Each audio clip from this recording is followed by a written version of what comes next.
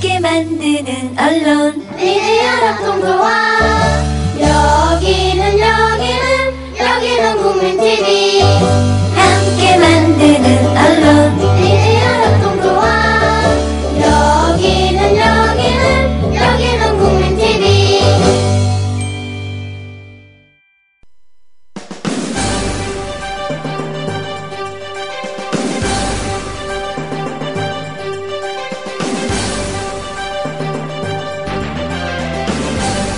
정치평론가 이강윤의 오늘.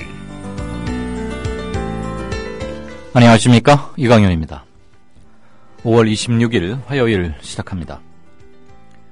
제사를 주관하는 제주이자 고인의 아들로서 그는 당연히 할 말을 했습니다.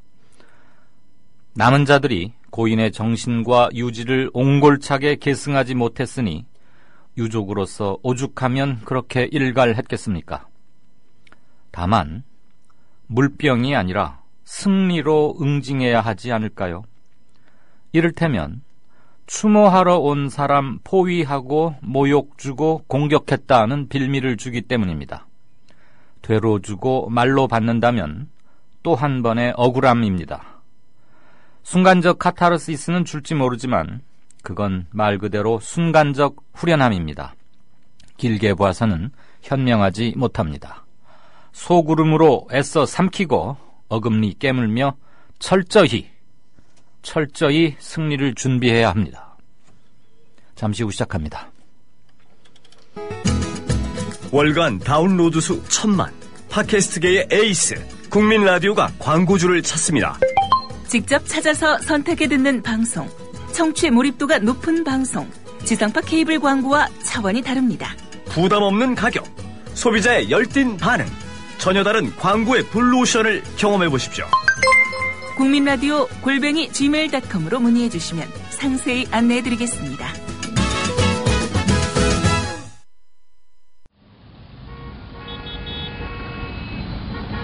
부장님, 대리운전은 뭐 부를까요? 대리운전 블랙박스 주는 1800-6606 대리운전이 있지 않은가? 20회 이용시 블랙박스를 주는 1800-6606 블랙박스 대리운전이요? 그럼 검색창에 블랙박스 대리운전을 검색해보게. 홈피에는 다양한 상품들도 있다네. 저기 부장님, 블랙박스 대리운전에서는 국민TV에 후원도 한다면서요. 자네도 블랙박스도 주고 후원도 하는 1800-6606 이용하게. 역시 대리운전은 1800-6606. 주 기자님, 지난 주말에 콘도 다녀왔는데 진짜 좋았대. 주 기자님은 콘도 회원권도 갖고 있나 봐요? 부럽다. 이번에 회원권 114 거래소에 의뢰해서 싸게 구입했다는데? 콘도 회원권은 비싸지 않아요? 회원권인데? 근데 이 콘도 회원권이라고 다 비싼 게 아닌가 봐. 회원권 114에 알아보니까 종류도 많고 다양한 상품들 엄청 많던데? 그러면 우리도 봄 여행 한번 알아볼까요? 콘도는 회원권 114에서 구입하고요. 02-544-6114번 02-544-6114번 회원권 114는 인터넷과 모바일 앱에서도 검색할 수 있습니다.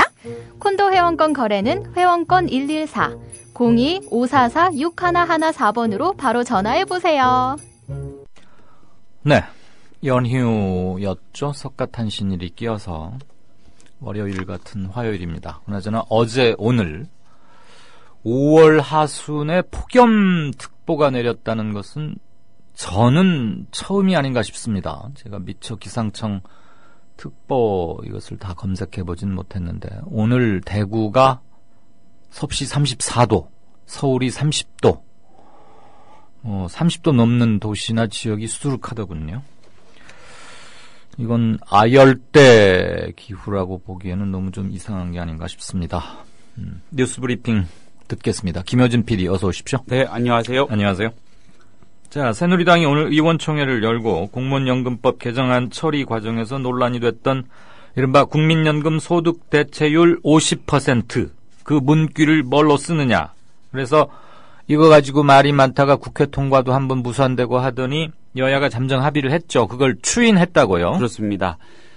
새누리당 의총에서 공개된 합의안에 따르면 여야는 지난 2일 공무원연금 개혁 실무기구에서 합의된 국민연금 명목 소득대체율 50%와 그 밖의 합의 내용에 대한 적정성 및 타당성을 검증하고 제반 사항을 이 공적연금 강화, 노후빈곤 해소를 위한 사회적 기구라는 것을 통해 논의해서 실현 방안을 마련하기로 했습니다. 네. 또 국민연금 명목 소득대체율을 50%로 한다는 실무기구 합의문 내용을 담은 부칙은 삭제하기로 했습니다. 논란이 됐던 50% 문구를 국회 규칙에 포함시키되 이를 확정치로 정하지 않은 채 사회적 기구에서 합의된 실현 방안 마련을 위해 논의한다. 이런 내용을 추가함으로써 향후 협상의 여지를 남긴 것으로 해석이 됩니다. 네. 이 합의안은 공무원연금 개혁 특위의 여야 간사였던 조원진, 강기정 의원이 지난 20일 사회적 기구 구성안의 문구에 대한 절충안을 초안 형태로 마련해 양당 지도부에 보고한 것으로요. 의총 추인으로 오늘 의총 추인으로 공무원연금법 개정안 처리와 관련한 여당 내 절차는 일단 마무리가 됐습니다. 유승민 원내대표는 의총 직후 기자들을 만난 자리에서 만장일치로 합의안을 추인받았다면서 이 합의안을 갖고 공무원연금법의 28일 본회의 통과를 위해 노력할 것이다 이렇게 말을 했습니다. 새정치연합은 오는 28일 본회의 전에 의총을 소집해서 여야 합의안에 대한 추인을 시도할 예정입니다. 네. 여당은 일단 이걸로 끝냈고 왜냐하면 50%를 명기하지 않았으니까 여당으로서는 사실 뭐 반대할 이유가 별로 없죠. 예. 야당은 어떻게 보면 이제 최초의 합의안으로부터는 후퇴한 거 아니냐 이런 반론도 있을 수 있기 때문에 조금 하루 이틀 더 상황을 보아가면서 본회의 직전에 의총을 소집해서 뭐 큰 틀로 봐서는 타결될 것 같아요. 예. 추인받을 수 있을 것 같으니까 어쨌거나 하루 이틀 좀 시간을 버는 그런 형국인 것 같습니다. 그렇습니다. 네. 자, 연금 개혁 문제가 한 고비를 넘어가고 있다고 보여는 지는데 문영표 복지부 장관 해임 논란은 여전히 지금 살아있는 불씨예요. 그렇습니다. 새정치연합은 협상 막판 이 문영표 장관의 해임을 강하게 주장했죠. 뭐 다들 아실 겁니다. 문 장관이 여야 간 이 5-2 합의 등을 두고 했던 발언이 문제가 있었다는 이유입니다. 문영표 장관이 국민연금 소득 대체율 인상에 대해서 이 세대 간 도적질이다. 뭐 이런 말을 한 게 대표적입니다. 네. 이춘석 새정치연합 원내수석 부대표는 오늘 당 원내대책회의에서 복지부 장관의 교체는 사회적 기구의 자율성 확보와 대타협의 기본 전제 조건이다. 공무원연금법 개정안이 합의된다고 하더라도 28일 본회의에 바로 직행하는 것은 아니다. 이렇게 말을 했습니다. 네. 새누리당은 연금 전문가인 문영표 장관의 경질이 부적절하다면서 맞서고 있습니다. 새누리당이 오늘 추인한 합의 초안이 새정치연합에서 추인받지 못할 가능성 당연히 배제할 수 없는 상황입니다. 특히 문 장관의 해임을 두고 여야 간 대치가 심화되면 새정치연합의 내부 반대에 부딪힐 수도 있습니다. 공무원연금법 개정안이 이번 달에 통과되지 못할 경우 총선 전국에서 장기미제 법안으로 표류할 게 유력해 보입니다. 네, 지금 청와대에서 염려하는 것도 가장 큰 게 이 점이고 사실 매일매일 재정에서 하루 한 100억 원씩 이렇게 부담해야 하는 것은 큰 문제이긴 합니다. 네. 공무원연금 그 자체의 개혁은 좀 뜨뜻미지근하다 이런 평이 사실 맞기는 맞죠. 다만 국민연금의 소득대체율을 높임으로써 전체 연금을 재설계하는데 변곡점을 마련했다. 이런 점에서는 일부 평가해 줄 수 있고요. 28일 날 야당의 의총을 한 번 더 보긴 봐야 되겠군요. 자, 성남시는 여러모로 뭘 크게 치고 나오거나 중앙정부에서는 못하는 일을 척척하거나 뭐 산후조리원, 무상교복, 그러니까 급식은 물론이고 우리는 이런 것도 한다 이러는 건데 이번에는 지방세, 그러니까 경기도 성남시에다 내야 할 돈, 세금 5천만 원 이상 체납자에 대해서 출국 금지 조치를 추진하겠다. 그렇습니다. 그러면 그렇죠. 서울시 같은 데도 뭐 386 세금 기동대 이런 걸로 많이 거들어는 다니는데 예. 여기는 아예 그냥 출금이라는 센 조치를 하네요. 예. 어허. 현재 5천만 원 이상 체납자 성남시에요. 421명이라고 하고요. 체납액은 꽤 많습니다. 633억입니다. 네. 시는요, 성남시는 이들 체납자 가운데 지방세 기본법 시행 규칙에 따른 출국금지 대상자를 추려서 법무부에 출국금지를 요청할 방침입니다. 물론 법무부가 받아줘야 되는 것이겠지만 어쨌든 의미가 작지 않은 그런 행보이겠고요. 국외 출입 횟수 3회 이상 또는 국외 체류 일수가 6개월 이상인 사람, 또 해외로 도주 우려가 있는 체납자 등 이런 사람들이 출국금지 요청 대상입니다. 그러니까 출국금지를 시키는 게 효과가 있는 사람들, 어차피 외국 나갈 일이 없는 사람들은 의미가 없지 않습니까? 그렇죠. 네. 시 관계자는요, 성남시 지방세 총 체납액은 2,608억 원이라면서 체납하면 출국 금지뿐만이 아니라 금융재산 압류, 관허 사업 제한, 명단 공개 등으로 압박해서 징수하겠다. 이런 입장도 밝혔다고 합니다. 네. 그 정말 돈이 없고 사업이 망하고 예. 내고 싶어도 돈이 없어서 못 내는 그런 예. 사람도 있지만 의외로 이리저리 숨겨두고 예. 아내 명의로 누구 명의로 해놓고 받으러 가보면은 뭐 100평짜리 호화 맨션 이런 데 예. 살면서 막 배째라는 식으로 하는 사람들 우리 텔레비전 화면으로 본 적 있잖아요. 그렇죠. 그러니까 참 그러고 이제 차는 커다란 외제차들 타고 다니고 예. 또 날이 더울 때는 조금 시원한 일본 홋카이도 같은 데로 갔다가 예. 날이 또 막 추울 때는 또 따뜻한 뭐 발리 어디 뭐 동남아시아 싱가포르 이런 데 가서 다녀오고들 그러나 봐요. 그러니까 출국 금지 시키는 것도 실효가 있겠어요. 예. 법무부에서 어떻게 할지 모르겠는데 국세 체납은 이게 굉장히 큰 적이거든요. 그러니까 어떤 식의 제재가 가능은 하죠. 아무튼 아이디어는 참 좋은 것 같습니다. 예. 네. 때이른 불볕더위가 기승을 부리면서 폭염특보 5월 달에 폭염특보 이거 정말 처음인 것 같은데 날씨 좀 한번 덥죠. 오늘 진짜 덥습니다. 그러게요. 날씨 좀 한번 보십시다. 예. 폭염특보를 운영한 이래 그러니까 우리나라 기상당국이요. 첫 5월 폭염특보가 내려졌습니다. 아, 처음이 맞았군요. 예. 네, 기상청에 따르면 오늘 낮 기온 대구 34도입니다. 강릉 32도, 광주 32도, 대전 31도, 전국 대부분 지역에서 30도를 웃돌았습니다. 사상 첫 5월 폭염특보도 발효가 됐습니다. 오늘 오전 11시를 기준으로 대구, 또 경남, 경북 일부, 전남 일부, 강원 일부 지역에 폭염주의보가 내려졌습니다. 폭염주의보는 하루 최고 기온이 33도 이상이, 폭염경보는 최고 기온 35도 이상이 이틀 이상 지속될 것으로 예상될 때 내려집니다. 그러니까 내일까지 또는 모레까지 이렇게 덥다는 얘기겠죠? 네. 지난해 5월 31일 대구 기상청에서 대구 일대에 폭염주의보를 발령한 바 있지만 이는 6월 1일부터 2일까지의 기온이 33도 이상으로 예상돼서 발령했던 것이니까 엄밀하게는 5월 폭염주의보로만 따지면 올해 오늘 사례가 처음이라는 겁니다. 그러니까 하루 차이로 그렇습니다. 사상 첫 폭염주의보군요. 그렇게 됐습니다. 네. 특기할 점은요. 더위가 찾아오는 시점이 갈수록 빨라지는 추세입니다. 자, 전국 45개 지점에서 측정한 5월 중 폭염 발생일은요.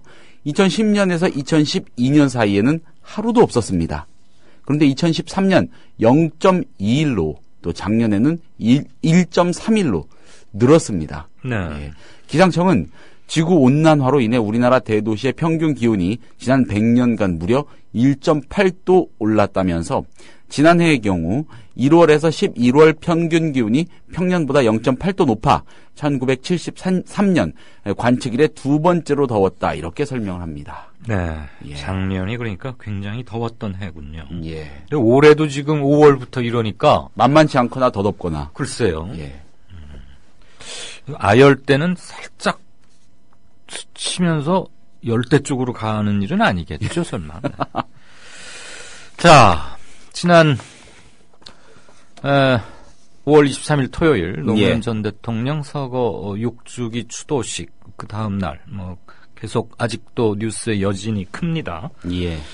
새누리당과 노무현 재단 측이 김무성 새누리당 대표의 지난 23일 고 노무현 전 대통령 서거 6주기 추도식 참석에 대한 사전 협의 여부를 놓고 진실 공방을 벌이고 있어요. 한쪽에서는 그렇습니다. 전혀 재단이나 유가족 측의 말도 없이 450명 경찰 호위 아래 그냥 불쑥 나타났다. 네. 이건 예의가 아니다라는 것이고 꼭 그런 건 아니다. 그러면서 지금 또 새누리당은 뭔가 다른 얘기를 하려고 하는 거죠? 네. 맥락을 한번 봐야 되기 때문에 오늘 발생한 뉴스 말고 어제 상황부터 좀 짚어봐야겠습니다. 네. 김경수 노무현재단 경남지역위원회 공동대표는 어제 JTBC와의 인터뷰에서 노 전 대통령께서 서거하신 지 6년이나 지났는데 새누리당은 무슨 일만 생기면 대통령님을 다시 끄집어내고 있지 않느냐. 이런 상황에서 김무성 대표가 추도식에 참석을 한다고 하면 최소한 사전에 재단이나 유족 측에 추도식에 조문을 오겠다 또는 참석을 하겠다고 사전 협의 과정은 있어야 되는 거 아니냐 이렇게 따졌습니다. 김경수 공동대표는 또 그런 것 없이 일방적으로 언론에 먼저 흘리고 추도식에 참석했는데 이런 상황에서 유족 입장이라면 그냥 추도식에 참석해 주셔서 고맙습니다라고만 해야 하느냐 이렇게 반문했습니다. 네. 그는 이어서 건호 씨, 노건호 씨 발언은 유족의 입장을 대변해 이제는 정치권이 이런 식으로 추도식마저 정치적으로 이용하는 행태는 좀 중단해달라. 정치적, 정략적으로 노 전 대통령을 이용하는 것은 이젠 그만하고 국민들과 역사 앞에서 대통령을 놓아달라는 절규나 호소다 이렇게 주장을 했고요. 네. 이에 대해서 새누리당은 오늘 이 노무현 재단이 이 김무성 대표 측에 추도식 참석을 요청한 문서와 경남도당이 새누리당 경남도당이 김무성 대표의 추도식 참석 일정을 추진한 과정이 담긴 보고서 등을 일부 기자들에게 공개하면서 사전 협의가 있었음을 강조했습니다. 이 경남도당이 작성한 것으로 보인다는 이 보고서에는요. 지난 11일 대표실로부터 추도식 일정은 경남도당에서 준비토록 지시, 12일 대표실로부터 재단 측 추도식 참석 요청 공문 팩스 수신, 새정치연합 경남도당 조직팀장 및 노무현 재단의 김 대표 등 당직자 참석 통보 및 세부 계획 등 문의, 이런 내용이 적시가 돼 있다고 합니다. 네. 이건 또 어떻게 된 노릇인지 모르겠습니다. 그러니까 문서가 지금 참석해달라는 요청 공문이 팩스로 갔다는 얘기입니까? 그렇죠. 그러니까 협의가 오갔음을 이렇게 암시하는 네. 정황이라는 것이죠. 재단 측 얘기는 한번 들어보죠. 예, 이 대해서 노무현 재단 측은 지난 12일에는 정부와 정당, 유관 재단에 추도식 안내 공문을 보냈고 김 대표 측과 재단 측의 전화 통화는 추도식에 김무성 대표 추모 화환을 보낸다는 것이었는데 우리가 보내지 말라고 의견을 전달한 통화였다. 화환도 됐다. 예, 이 얘기를 하는 전화 통화였다. 새누리당 경남도당은 언론에 이미 김 대표의 추도식 참석 사실이 나온 이후에 봉화를 방문한 것이다. 이렇게 재반박을 했습니다. 김무성 새누리당 대표는 한 나흘 됐죠, 지났죠? 네. 예, 아직도 별다른 말을 하지 않고 있습니다. 사흘째인데. 예. 그러니까 지금 12일에 지금 재단 측에서 예. 정부와 정당 그리고 유관 재단에 추도식 안내 공문을 보냈다. 예. 그러니까 공문을 보낸 건 맞고 새누리당에서는 이것을 참석해달라라는 참석 요청 공문이라고 지금 얘기를 하고 있는 것이고. 그렇죠. 이쪽에서는 재단 측에 노무현 재단 측에서는 새누리당의 대표 또는 누구 특정인을 거명해서 와달라라고 한 건 아니었고 단지 열린다라는 것을 알렸고 그 이후 유선상으로 전화로 얘기를 하는 과정에서 화환도 됐다. 요즘 그 화환 이런 거 잘 허례허식이라서 잘 안 하니까 더군다나 평소에 노무현 대통령이 또 그런 격식을 대단히 싫어했고 하니까 예. 어쨌거나 안내 공문을 참석 요청 공문으로 봐야 하느냐 말아야 하느냐 논점 이런 것 같은데 예. 어쨌거나 여당의 대표면 그리고 한 번도 참석한 전례가 없기 때문에 오는 거면 더군다나 고전에 광주 5.18 기념식에서도 약간의 소동이 있었으니까 그렇습니다. 충분히 예상되는 상황에서는 서로 간의 의전 이런 걸 좀 얘기할 필요가 있었는데 예. 양측은 그냥 내 이 말을 그렇게 알아듣겠거니 지금 서로 그런 게 아닌가 싶기도 하고 예. 근데 경찰을 450명을 데리고 온 건 좀 문제가 있었죠. 그 봉화마을 가보셨죠? 네네. 거기 경찰이 450명이 딱 배치가 되면은요 위압감이 이제 클 거면 거기가 비좁습니다. 일단 들어가는데 너무 힘들죠. 그렇죠. 예. 그 길목이 좁고요. 예. 누구는 아방궁이라고 했지만 450명을 배치하면 그 예. 경찰이 점거 시위를 하는 겁니다. 통행 방지하는. 많이도 배치했습니다. 예. 근데 김무성 대표가 이런 반구 없네요. 뭐 핍박받은 이미지를 좀 강조하고 싶은 그런 건 심리도 있겠죠. 그러면 이 유력 대권 주자로 올라섰으니 대인의 풍모 컨셉 이런 거 아닌가도 싶고요. 대인의 풍모라고 여기 얘기했잖아요. 그렇죠. 예, 그분이 거구세요. 예. 자, 그 문제는 이따가 또 뭐 다시 저도 조금 말씀드릴 게 있고 또 게시판에도 굉장히 많은 견해가 올라오고 있고 또 올라올 것이라고 생각하고 함께 좀 더 얘기를 하시죠. 네. 자, 중동호흡기 증후군, 이제 메르스. 이것도 조금 귀에 익숙하게 하셔야 될 것 같습니다. 메르스에 2차 감염된 환자의 40대 딸도 그래서 지금 추가로 2명이 환자로 발생한 거 아니에요? 그렇습니다. 그 간호사와 의사? 그렇습니다. 그 딸은 지금 뭐 조금 얘기가 다르긴 하지만. 예. 이렇다고 보면 지난번에는 병실을 같이 썼던 사람이 감염이 됐고 이번에는 환자를 치료하던 의사와 간호사가 또 감염이 됐으니까. 그렇습니다. 공기든 뭐 신체 접촉이든 간에 이게 전파력은 확실히 좀 확인이 된 거고. 근데 치사율이 높기 때문에 그렇습니다. 경각심을 가져야겠네요. 예. 제가 이강윤 앵커께 그 원고를 조금 헷갈리게 해서 드렸습니다. 정리해서 다시 좀 읽겠습니다. 네. 예, 메르스의 감염 의심자 2명이 추가로 발생을 했습니다. 자, 두 사람은 국내 첫 메르스 환자를 치료한 간호사와 의사입니다. 의료진 중에 감염 의심자가 발생한 것은 이 두 사람이 처음입니다. 네. 질병관리본부는 오늘 서울 세종로 정부 청사에서 브리핑을 통해서 자가 격리 중이던 2명의 감염 의심자를 국가지정 격리 병상으로 옮긴 뒤 감염 여부 확인을 위해 유전자 검사를 진행 중이라고 밝혔습니다.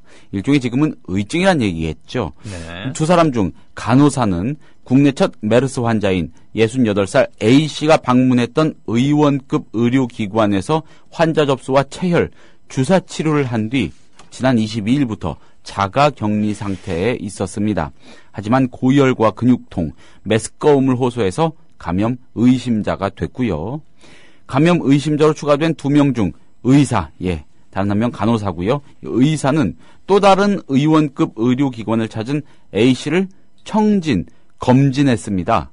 이 의사 역시 발열, 설사 증상을 호소해서 국가지정 격리병상으로 옮겨졌습니다. 네.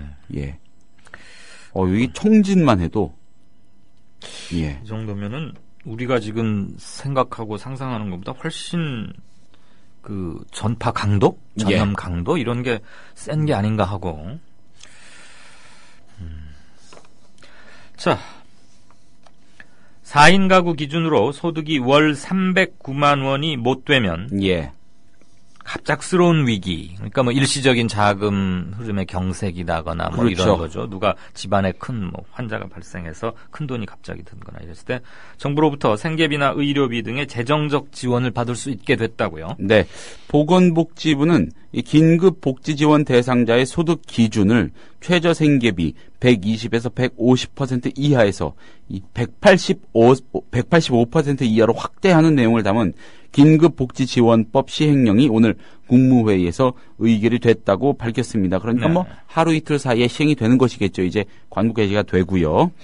긴급복지지원제도는 갑작스러운 위기 상황으로 생계 유지조차 힘든 저소득 위기 가구에 생계비, 의료비, 주거비, 시설비, 또 전기료, 해산 장려의 보조비, 연료비, 교육비 등을 신속하게 지원하는 제도입니다.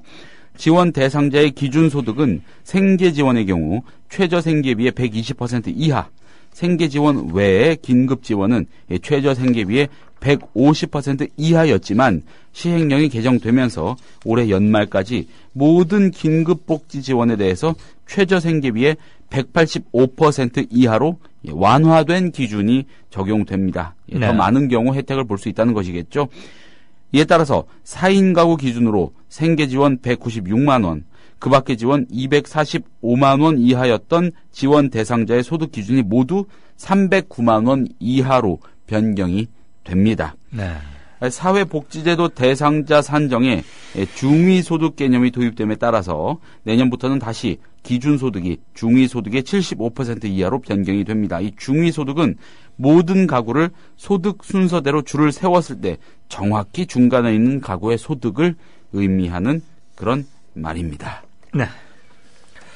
이게 그렇게 백수호라는 게 그렇게 많이 널리 쓰이고 여러 가지 뭐 의약품이나 건강기능식품 이런 데 많이 들어갔었던 모양인데 그런가 봅니다. 이제는 술까지도 그 불똥이 튀었어요. 그 국순당의 백세주라 그러면 꽤나 유명한 그런 술이었었는데 그렇죠. 백세주 또 단일 품종으로 50세주를 또 많이 마시죠. 예, 그랬는데 생각이 납니다. 예. 지금 뭐 국순당에서는 이거 시중에 있는 백세주 다 거둬들이겠다. 예. 왜 그렇답니까? 식품의약품안전처가 오늘 발표한 백수호 제품 추가 조사 결과에 따르면은요, 이 전통주 제조업체죠. 국순당의 대표 제품 백세주의 원료 시료 2건에서 가짜 백수호인 이엽 우피소 성분이 검출됐답니다. 이에 따라서 식약처는 국순당에 해당 원료 사용 제품의 판매 중단을 요청했습니다. 통지를 받은 국순당, 식약처의 요청보다 더 수위 높은 조치에 나섰습니다. 국순당 관계자는 소비자를 안심시키는 차원에서 이번에 이엽 우피소 혼입이 확인된 원료 사용 제품뿐 아니라 백수호를 원료로 쓰는 백세주, 백세주 클래식, 강장 백세주 등 3가지 종류의 백세주 모두를 자발적으로 회수하기로 결정했다. 이렇게 밝혔습니다. 네. 업체는 시중에 풀린 회수 대상 제품의 규모를 약 100억 원 정도로 추정하고 있답니다. 백세주에는 10가지가 좀 넘는 한방 재료가 들어간다고 합니다. 백수호도 그중 한 가지라고 하고요. 보통 백세주 한 병 이게 370ml라고 하는데 여기에 약 0.013g 정도의 백수호가 포함된 것으로 알려졌습니다. 자, 백수호가 이 가짜 백수호가 대체 어떤 과정에서 섞여 들어갔는지는 아직 국순당도 파악하지 못한 상태라고 합니다. 네, 그렇군요. 백세주 한 병에 0.013g 이렇게 말해봐야 도저히 그 뭐 피부에 와닿는 그 량은 아닌데 그리고 소비자 가격 기준으로 시중에 풀려 있는 그래서 이번에 회수하겠다는 제품이 약 100억 원어치 소비자 가격 기준이니까 아마 뭐 납품가 마진 이런 거 따지면은 뭐 한 6, 70억 정도 5, 60억 되지 않을까 싶은데 마진율은 제가 정확히 모르지만 식약처에서 요구한 것보다 훨씬 높은 수위의 대응을 미리 선제적으로 함으로써 고급 마케팅 하는 것 같기도 하고 그렇죠. 어차피 안 팔릴 거 선제적으로 거둬들임으로써 회사 이미지는 좀 살려보자. 외국 그 자동차 발전한 그런 나라들의 아주 적극적인 선제적인 리콜 조치 같은 거 보는 느낌입니다. 뭐 어차피 이런 거 나쁘진 않는데 아무튼 그 백수호가 참 뭔지 얘기가 여러 군데서 나옵니다. 네, 잘 들었습니다. 지금까지 뉴스브리핑의 김효진 PD였습니다. 감사합니다. 네. 미디어 협동조합원 여러분, 조합비 납입하고 계신가요? 조합원의 기본 의무는 1인당 월 1회 11,000원 이상의 조합비를 납입하는 것입니다. 조합비로 국민TV의 모든 콘텐츠를 만들고 그렇게 해서 세상을 바꾸는 힘을 하나하나 축적해갑니다. 미디어 협동조합 홈페이지 국민.tv 또는 서울 전화 3144-7737로 신청하실 수 있습니다.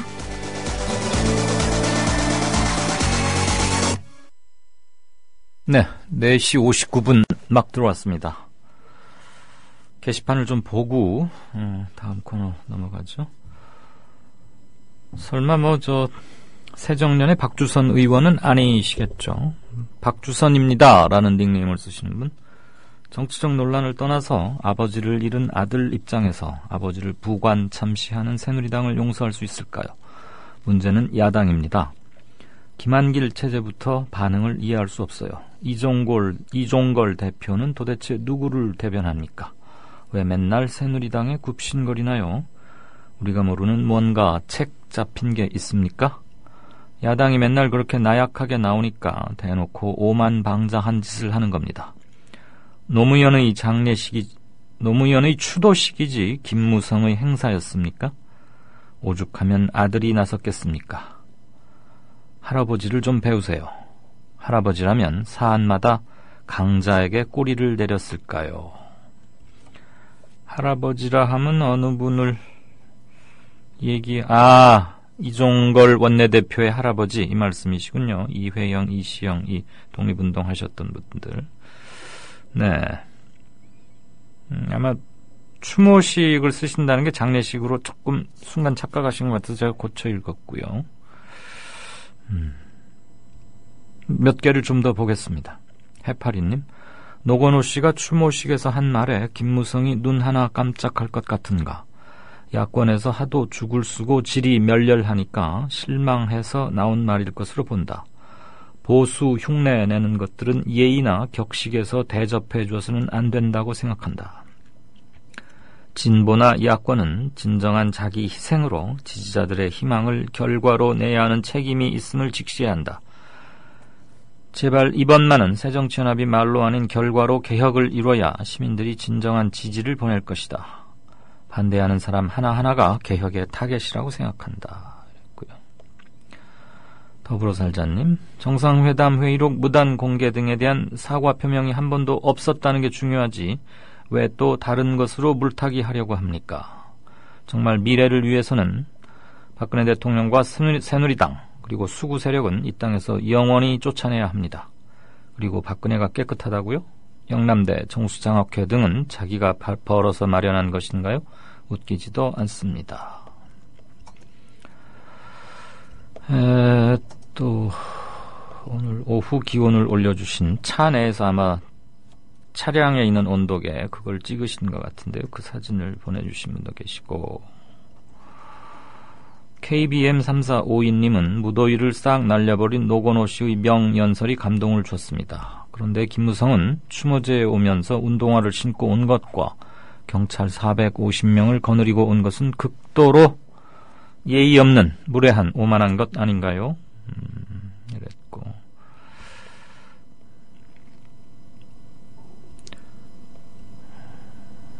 나은님도 견해를 주셨고요. 그 위에도 여러분들이 문광님은 김무성이나 천정배 측의 자작극이 아닐까 이런 생각도 하신다고 그랬고, 누가 노건호를 욕하는가, 팟빵닷컴의 어느 분 건가요? 채널 7290이라고만 돼 있어서 어느 방송인지는 모르겠는데 그 주소도 올려주셨습니다. 네, 저도 오프닝에서 이것을 언급했기 때문에 간단히 한 말씀을 드리자면, 여러분들의 심정이나 그런 건 다 이해가 되고요. 지금 뉴스 브리핑에서도 들으셨다시피 양측 간에 적어도 확실히 김무성 대표가 추도하기 위해서 추도식에 참석한다라는 말이 오가지 않았던 것은 확실한 것 같습니다. 일단 그건 경호가 잘못됐고요. 경찰을 450명이나 별도의 경호를 담당하던 사람도 있던데 화면에 보니까 데리고 왔던 것은 과잉 경호 또는 그 지역 경찰이 눈에 들려고 과잉으로 한 게 아닌가 싶고, 무엇보다도 추도식에 경찰의 호의 속에 온다는 것 자체가 말이 안 되죠. 그리고 그 전에 어떤 식으로든 입장 표명이 있었어야 합니다. 김무성 대표는. 그런 점에서는 일단 그날이 장례식은 아니니까 문상객 이런 표현을 할 수는 없습니다만, 제사, 추모식에 참석하러 온 사람으로서는 문제가 있었다. 그리고 노무현 전 대통령의 아들인 노건호 씨의 발언도 충분히 할 말 했다고 당연히 생각합니다. 실은 그런 얘기는 제주가 자기 아버님의 제사 또는 추도식에 참석하러 온 분들에게 상주 역할을 했던 제주의 입장에서 그렇게 좀 그런 말까지는 하지 않아도 되게 이전에 다른 사람들이 무슨 조치를 해왔었어야죠. 그게 6년이 지나도록 안 되고 있으니까 비단 김무성 대표뿐이겠습니까? 그 말 듣고 새겨야 할 사람들은 여럿일 겁니다. 어쨌거나 김무성 대표를 이름만 거명하지 않았지 누군지는 전 국민이 다 알도록, 삼척동자도 알도록 콕콕 집어서 말하지 않았습니까? 오죽하면 그랬겠느냐 할 말은 했고요. 저는 다만 그 말을 들으면 그동안에 응어리졌던 것들이 한꺼번에 폭포수처럼 가슴속에서 뭔가 울컥하며 터져 나오는 거 당연하죠. 인간의 감정으로서. 그런데 뭐 물병을 던지고 하는 거. 물병 그거 아무리 던진들 그래서 순간적으로 모욕을 주고 한들 그 순간의 후련함은 있지만 그 뒤를 생각하면 그럼 왜 우리만 항상 뒤를 생각해야 하느냐 이 말씀을 바로 하시고 싶어 할 것 같은데 그러니까 더 속 울음으로 삼키고 그들과 똑같은 방법으로 대처해서는 그들이 했던 대로 똑같은 방식으로 해서는 이기지 못하죠. 그리고 노건호 씨는 할 말을 했지만 나머지 사람들은 그때 차라리 그냥 조용한 침묵을 통해서 더 무언의 압박을 하면 어땠을까. 물론 그 현장 분위기에서는 될 수 없다는 거 잘 압니다. 다만 이게 자꾸만 정치 쟁점화를 시도하는 일부의 그런 것들, 그 당연히 예상 못한 건 아니었지 않습니까? 그리고 우리 내부에서도 그거 가지고 격했니 어쨌니 하는 건데 불필요한 논란으로 흐를 수 있겠고요. 중요한 건 이기는 건 아니겠습니까? 이겨야지요. 네. 여러분들의 뭐 생각이나 정서는 충분히 압니다. 다만 똑같이 해서는 이기지 못한다. 그런 식이고 뭐 어느 분이 쓰셨는데 자작극이라고 보기는 좀 힘들지 않을까 싶습니다. 오죽하면. 네. 뉴스가 고팠습니다. 잘 듣겠습니다라고 우유 캡틴님. 네, 고맙습니다. 화무 11홍. 열을 붉은 꽃은 없다. 권불 10년이 화무 11홍 그런 거죠. 좀처럼 뭐 안 쓰시던 분인데 반갑습니다.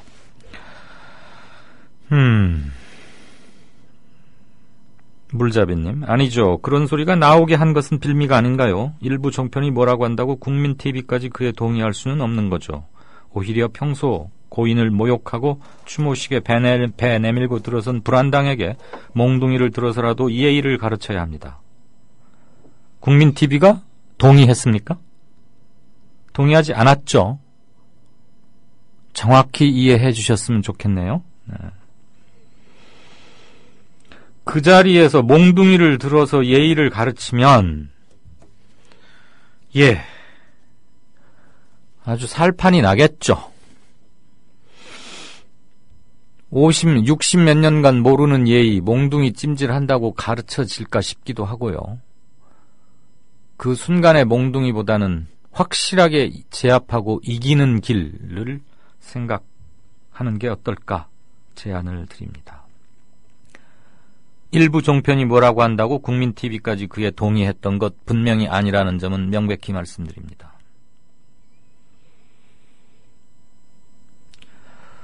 아나떡님은 출첵합니다. 맞는 말씀입니다만 아마 제 오프닝을 두고 하신 말씀 같습니다. 시간상, 글 올리신 시간상. 며칠 지나면 잊혀져 버릴 것이기에 노건호 씨의 발언은 야권의 정신줄 놓지 말아야 한다는 외침 같았습니다. 네, 뭐 직접 대놓고 얘기한 거는 김무성 대표와 노무현 대통령을 죽음에 이르게 한, 몰고 가게 한 그 여권 수구 세력과 검찰들에 대한 피맺힌 정문 일침이었지만 아까도 말씀드렸다시피 제주가 보기에 따라서는 꼴사납게 그런 말을 하지 않을 수 없게 만들었던 노무현 대통령을 계승한다고는 했지만 옹골차게 제대로 행동하지 못했던 그 사람들도 당연히 얘기 들어야겠죠. 대단군님은 김효진 PD, 이강윤 앵커님 늘 응원합니다. 이겨내고 가자고요. 서로 연대하고 협력하고 보충하며. 굉장히 중요한 말씀이십니다. 연대, 협력, 보충. 내가 없는 것 너에게서 받고 네가 지금 지쳐서 또는 아직 미처 습득하지 못한 것 나에게서 덜어가고 그렇게 해서 우리의 키를 서로 높여가는 것. 그게 진정한 연대와 협력이자 미디어 협동조합 정신 아닐까 싶습니다. 국민TV 조아님, 추모 안내 문서는 재단 회원들은 다 받았습니다. 그렇다고 참석해달라고 이해하지는 않습니다. 물론 그렇죠. 근데 이제 새누리당은 재단 회원이어서 뭘 보낸 건 아닐 거고 행사가 열린다 그런 걸 안내하는 건데 그거를 뭐 참석 요청 공문으로 이해했다는 것은 저도 조금 이해가 안 갑니다. 좀 궁색한 변명이 아닌가 싶고 일방적으로 찾아왔다 이렇게 말을 하니까 그게 아니다 그러면서 뭔가 지금 진실 게임으로 뭔가 이렇게 부스럼처럼 만들어 놓으면 손해볼 게 없거든요. 그쪽에서는. 그래서 그렇게 하는가 아닌가 싶습니다.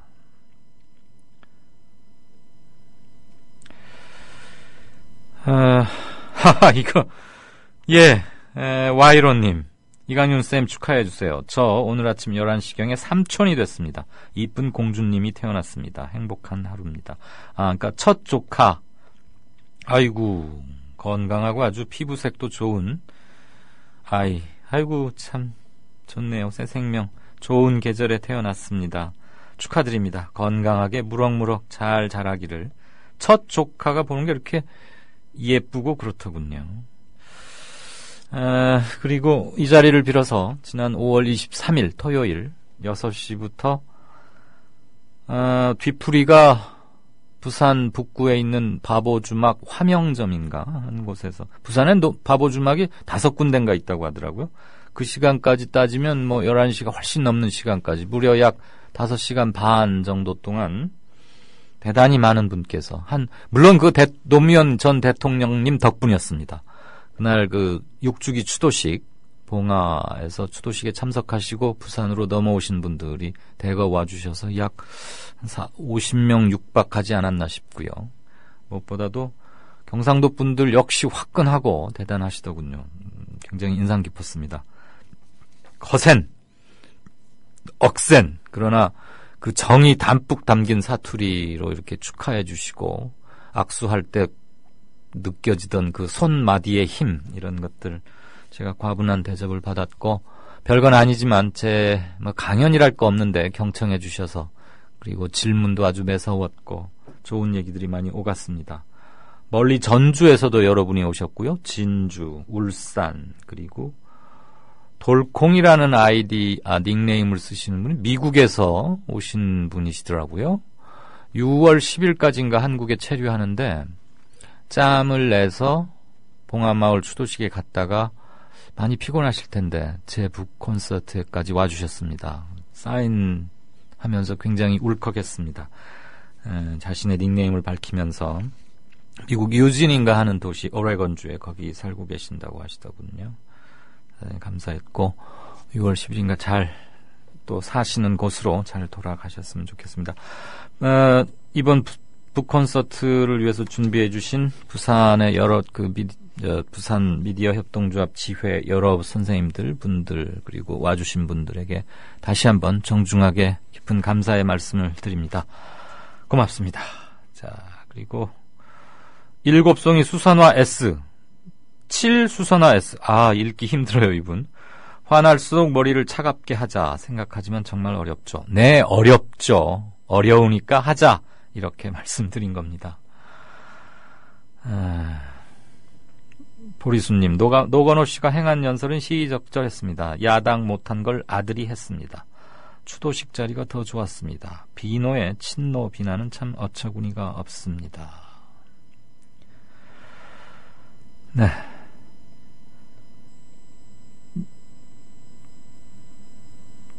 서울 공돌이님까지만 듣고 뉴스를 듣다 검색을 해보니까 지금 문제가 되고 있는 이협 우피소에 대한 문제가 단순하지 않을 듯합니다. 맞고 틀리고를 떠나서 하나의 주장으로서 아래 기사를 부분 발췌해서 첨부합니다. 저는 열리지가 않는데 이게 손을 갖다 대면은 그 URL로 가는지는 모르겠습니다만 한국농어민신문의 기사 URL을 올리셨는데요. 꽤 깁니다. 한 번들 보시는 것도 괜찮겠네요. 조금 있다 게시판 다시 보겠습니다. 박 대통령은 재치 있는 유머로 주변 사람들을 안심시키며 분위기를 바꾸었습니다. 아유, 공해야 공해. 아니 기사님, 뉴스 듣다 왜 라디오를 끄세요? 대통령 동정 연예인 스캔들 동물 날치 얘기뿐이에요. 어디 뉴스가 뉴스다워야지요. 그럼 기사님 안목에서 뉴스다운 뉴스는 뭔가요? 4대강 만든다고 하더니 죽을 4차 4대강 만들었고 나라님이 자원 외교한다며 혈세를 펑펑 써댔고 똥별들이 무기 팔아서 뒷돈 챙기고 나라가 개판 5분 전이 됐는데 이런 건 뉴스에 안 나오잖아. 뭐가 뉴스겠어요? 자고로 뉴스라는 거는 권력이 뭔지 알려주고 그 권력을 바르게 이끄는 거 아니겠습니까? 왜 이럴까요? 그게 다 권력자한테 장악당한 거죠. 기사님, 그래서 이런 세상, 이런 뉴스를 바꾸자고 해서 등장한 협동조합이 있잖아요. 네? 협동조합이요? 조합원이 사주라서 조합원 뜻에 어긋나는 뉴스를 만들 수 없는 그런 방송이에요. 오! 아이, 거기가... 바로 미디어 협동조합입니다. 욕하고 한숨 쉬는 것으로 그치지 말고 함께 희망을 만들어요. 미디어 협동조합 홈페이지 국민.tv 또는 서울전화 3144-0933으로 문의하세요. 이강윤의 오늘. 이제는 정가 산책으로 함께합니다. 정치권 동향 생생하게 풀어드릴 분은요. 한국일보 양정대 기자, 안녕하세요. 네, 안녕하세요. 새정년에 혁신위 이제 김상곤 전 경기도 교육감이 수락을 했는데 정식 네. 출범하기도 전에 새정년 내부가 호남권을 포함한 물갈이 논란, 벌써 뭐 꼭 나올 얘기긴 하지만 벌써부터 시끄럽다고요? 출범도 안 했는데. 그렇습니다. 오늘 조선일보가 일면 탑 기사도 이 호남 물갈이론을 사실 혁신위가 추진한다 이렇게 단정적으로 지금 박아서 보도를 했는데요. 그거 조금 약간 배후 의도가 있는 기사 아니에요? 일단 현천함 내부에서 나온 얘기는 아직 출범도 안 한 혁신위에서 어떤 구체적인 방침을 정할 수 있겠느냐. 예. 이 기사가 사실상 좀 혁신위의 출범 자체 그리고 이 새정치연합의 혁신 노력 자체에 좀 이 찬물을 끼얹는 일부러 좀 파탄을 의식한 그런 좀 악의적인 보도 아니냐 뭐 이제 이런 얘기들이 좀 나오고 있습니다. 실제로 보면 뭐 통화를 했다는 당사자들이 통화 사실이 없다 이렇게 예. 부인을 하기도 했고요. 예. 또 김상곤 전 교육감 측에서 이 기사를 작성한 조선일보 쪽에 이 조목조목 이 비판을 하고 반박을 했다 뭐 이런 얘기도 있던데요. 네. 어쨌든 좀 전체적으로 뭐 싱숭생숭한 건 분명해 보입니다. 오늘 박지원 전 원내대표가 라디오 인터뷰에서 이 조선일보 기사 내용과 관련해서 이 호남이나 이 386들에 대해서 일괄적으로 의도적인 물갈이를 하게 되면 곤란하다, 안 된다, 뭐 이런 반대 입장을 분명히 하고 나서는 등 이 비노 진영의 반발 이런 것들이 좀 본격화되는 그런 모습이기도 한데요. 어쨌든 지금 김상곤 전 교육감이 이제 혁신위원장을 수락을 했고 내일 오전에 지금 공식 기자 간담회를 가질 예정인데요. 전체적인 뭐 밑그림 같은 경우는 이제 혁신위원 인선부터 되어야 하고 그 내부에서 이제 좀 논의가 이루어진 다음에 큰 방향이 잡힐 거기 때문에 오늘 조선일보 기사는 사실 좀 굉장히 좀 뭐랄까 좀 굉장히 도발적인 기사 혹은 좀 앞서가는 기사 뭐 이런 표현도 좀 가능할 것 같은데 네. 크게 보면 사실 김상곤 전 교육감 이제 혁신위원장을 맡아서 이 김상곤 혁신위원회가 이 앞으로 어떤 역할을 어떻게 할 거냐 이 부분을 좀 예상을 해보면요. 사실 결과만 놓고 보자면 결과적으로 보자면 이 오늘 조선일보의 보도 내용처럼 좀 과감한 인적 쇄신 뭐 이른바 물갈이가 되지 않으면 사실은 혁신위의 역할과 기능이 제대로 수행됐다, 진행됐다 이렇게 보기 어려운 게 사실 지금 새정치민주연합의 전반적인 상황입니다. 그렇죠. 그러니까 누가 혁신위원장을 맡든 간에 이 전체적인 이 개혁 혁신의 이 출발이자 또 귀결점은 사실 인적 쇄신이 될 수밖에 없는 상황이고요. 그거는 뭐 누가 봐도 뭐 명확한 사실 아니겠습니까? 아까 사회자께서 이제 처음에 굉장히 앞서 나가는 뭐 이런 말씀 배후가 의심되는. 네, 배우가 앞서 나간 게 아니고 의도가 의심되는. 그 의도 부분이야 뭐 여러 가지 논리적인 설명들이 가능하겠지만 예. 결과만 놓고 보자면 사실 예. 혁신위가 지금 그렇게 해야 될 상황 이것은 분명해 보입니다. 그건 맞죠. 보면, 예. 그 2008년 총선을 앞두고 네. 2007년 대통령 선거에서 이 당시 이제 대통합 민주신당이 530만 표 차로 참패한 다음에 박재승 전 대한변협회장이 이 공천심사위원장을 맡았었습니다. 그런데 이제 그때 박재승 위원장이 사실상 전권을 행사하는 거를 조건으로 해서 이제 외부 인사들이 주축이 된 공천심사위원회를 꾸렸었는데 그러면서 일괄적인 아주 강한 도덕성 기준 이런 것들을 내세우면서 당시 신계륜 또 임종석 뭐 이런 안희정 이런 사람들이 모두 공천을 받지 못했거든요. 그랬죠. 그런데 이제 그 과정에서 사실 그때 이제 손학규 전 공동대표, 그러니까 손학규 전 상임고문이 당시 이제 공동대표를 맡았었는데 이 손학규, 박상천 두 사람이 이제 공동대표를 맡으면서 사실 굉장한 힘겨루기가 있었고 그 과정에서 이 공천심사위원회 활동과 이 당 대표들의 이 뭐랄까요? 표현이 좀 거칠긴 한데요. 어쨌든 좀 세력 다툼, 지분 싸움 이런 것들이 충돌하는 경우가 종종 있었습니다. 네. 그래서 사실 전체적인 여론은 이 박재승 공천심사위원장의 이 주도하는 이 공천 개혁, 공천 쇄신 쪽에 굉장한 박수가 있었지만 실제로 나중에 최종적인 결과만 놓고 보면 이 당에서 박상천, 손학규 이 두 사람이 이 대통합 민주신당과 당시 이제 통합민주당이었죠. 민주당이 이제 통합한 예. 그 양쪽의 지분이 대체로 보장되는 그런 공천 결과가 나왔었습니다. 예. 그것 때문에 사실은 이제 총선이 처음에는 굉장한 그 야당 쪽에서 뭔가 좀 공천혁명, 공천쇄신 이런 거에 대한 기대감이 굉장히 컸지만 예. 실제 까놓고 최종적으로 확정된 공천 내용은 그렇게 많은 기대를 받지는 못했었는데 어쨌든 이번 이제 김상곤 전 교육감이 이제 혁신위원장을 맡아서 네. 이 혁신위를 꾸리게 되면 당장은 공천심사위원회가 해야 할 일 그리고 시기적으로 보면 굉장히 이른 감이 없지 않아 있지만 네.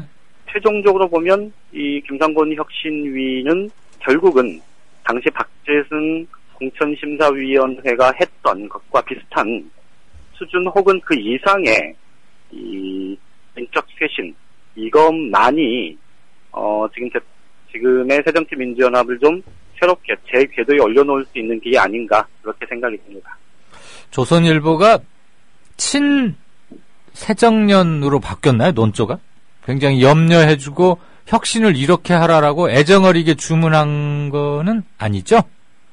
그런 건 아니겠죠. 아닐 거고. 그러니까 지금은 한 말이에요. 지금 시점에서 보면 예. 그렇죠. 그러니까 지금 시점에서 보면 그런 류의 얘기들이 사실은 이 전반적인 틀 자체를 어그러뜨리는 그런 정치적인 효과를 낳을 거고 그런데 나중에 최종적으로 이 김상곤 혁신위가 이뤄야 될 구체적인 방향 혹은 결과물과 관련해서는 좀 비슷한 방향이라고 보는 게 맞을 겁니다. 핵심이 맞긴 맞는데 뭔가 이것 때문에 미리부터 평지풍파의 분란을 최대화시키려는 의도가 있는 게 아닌가. 다름 아닌 그렇죠. 조선일보가 써서 그것도 일면톡으로 그래서 그랬고요. 자, 국민연금 소득대체율 50% 선은 이제 명기 안 하지만 어떻게 추후 여지는 남겨놨는데 문영표 복지부 장관이 국민 상대로 엄포놨던 거 야당에서는 야, 이 양반 장관 안 되겠다. 해임시켜야겠다. 실제로 해임안 낼 것 같아요? 글쎄요. 해임안을 내기는 쉽지 않을 것 같습니다. 해임안을 내면 이게 이제 해임안이 본회의에 보고되고 나서 24시간 이후 72시간 이내에 해결 처리되지 않으면 자동 폐기가 되지 않습니까? 그런데 지금 시점에서 지금 상황에서 여당이, 새누리당이 본회의를 추가 일정을 이렇게 여야 의사 일정을 조정해줄 가능성은 제로다, 이렇게 보는 게 맞을 것 같습니다. 그러게요.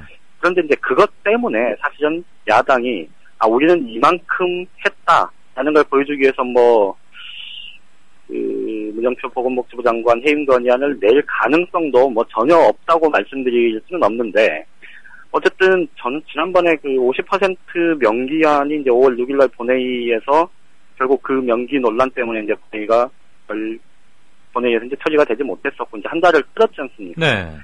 그런데 지금 막판에 물론 그동안에 이제 문영표 장관에 대한 이 야권의 비판은 굉장히 거셌지만 어쨌든 여야 이전 특위 간사들이 이 50% 문구와 관련해서 이 잠정 합의안을 마련하는 그 전후로 해서 지금 야당에서 문영표 복지부 장관에 대한 해임 건의안을 다시 지금 아주 강하게 지금 꺼내든 상태인데요. 예. 결론부터 말씀을 드리면 50% 명기 부분도 그랬었지만 이 문영표 장관 해임 건의안 카드를 이렇게 막판에 꺼내 들면서 이것 때문에 마치 28일날 본회의 처리가 어려울 수도 있다는 뉘앙스를 전달을 하거나 혹은 국민들한테 그런 뉘앙스를 국민들이 전달받도록 하는 거는 사실은 새정치연합 입장에서 그렇게 썩 잘된 전략은 아닌 것으로 보입니다. 그러니까 오히려 좀 대승적으로 어차피 50% 문구는 50%라는 수치는 국회 규칙에 이제 명기를 하는 걸로 됐지만 사실상 그 부분에 대한 검증이 필요하다. 그리고 이걸 사회적 기구를 꾸려서 그 논의를 진행하자. 이렇게 지금 잠정 합의안이 마련됐다는 경우도 이제 확인이 되지 않았습니까? 네. 그렇다면 새정치연합에서는 이 문제는 빨리 털고 이 사회적 기구를 통해서 이 공적연금의 보장성, 이 기능을 강화하는 논의를 어떤 식으로, 그러니까 국민연금이든 기초연금이든 퇴직연금이든 이런 부분들이 여러 가지가 지금 복합적으로 꼬여 있기 때문에 네. 이 문제를 어떻게 풀 건가를 좀 빨리 매듭을 잡아서 국민들한테 우리는 앞으로 이렇게 논의하겠다라는 얘기를 먼저 하면서 공적연금 이 기구, 사회적 기구의 논의를 좀 주도하는 쪽으로 방향을 잡고 가는 게 맞지 않을까 싶습니다. 예. 그러니까 이미 많은 국민들은 공무원연금 개혁은 이미 이제 확정됐다고 생각을 하고 있고, 예. 그리고 이 문영표 장관의 이 거취 문제 때문에 이것이 한 번 더 본회의에서 미뤄지거나 하는 그런 상황에 대해서는 사실 용납하지 않을 가능성이 높습니다. 예. 그리고 사실 야당 입장에서 별로 지금 다수 의석을 갖고 있는 경우가 아니기 때문에 사실 시익적으로 크지는 않거든요. 그렇죠. 그러니까 팔 뽑았다가 안 되면은 체면에도 좀 문제가 있고. 그렇죠. 그러니까 어쨌든 공무원연금 개혁 부분은 빨리 매듭을 짓고 어차피 국민연금이든 기초연금이든 퇴직연금이든 이런 이 공적연금의 기능을 강화하는 쪽으로 이 사회적 기구를 꾸리자는 논의는 이미 이제 진행이 됐고 이제 꾸리면 되는 거니까. 그리고 새누리당도 지금 공무원연금 개혁안만 처리하고 나머지는 나몰라라 할 수 있는 그런 상황은 절대 아닌 상황이 되지 않았습니까? 예. 그렇죠. 그 점에서 보자면 좀 새누리당, 그러니까 새정치민주연합이 이 문영표 장관 해임 건의안 거취 문제 이거를 막판에 좀 쟁점화시키는 건 그렇게 썩 바람직하다, 긍정적이다 이렇게 보기는 좀 어려워 보입니다. 효과적이고 상대를 아프게 하는 임팩트 있는 전략으로는 좀 마이너스 점수다. 좋은 학점은 네. 못 주겠다 이 말씀이시죠? 그렇습니다. 네네. 새누리당 새정년 이종걸 대표한테도 한번 좀 얘기하세요. 얘기를 해도 안 듣나? 다들 하겠죠? 알겠습니다. 많은 기자들이. 추도식에서의 노무현 전 대통령의 아들 노건호 씨 발언 앞으로 네네. 계속 커질 것 같습니까? 분란이 상처내기가 이렇고 이런 거? 글쎄요. 아마 김무성 대표 쪽에서는 여태까지도 얘기를 안 했고 앞으로도 얘기를 안 할 거고요. 예. 아마 보수언론 대인의 풍모니까 그런 거 얘기 안 하겠죠. 보수언론 쪽에서는 계속해서 이제 친노 비누 프레임으로 예. 이 문제를 끌고 갈 텐데 예. 저는 그렇게 크게 그럴 거는 오늘 내일 지나면서는 좀 사그라들지 않을까 싶습니다. 알겠습니다. 한국일보는 저 종편 방송 없어서 좋을 때도 많겠어요. 그죠? 자, 잘 들었습니다. 이번 주는 나흘만 하시면 되겠네요. 지금까지 정가브리핑의 정가산책의 한국일보 정치부의 양정대 차장이었습니다. 고맙습니다. 예, 고맙습니다. 네.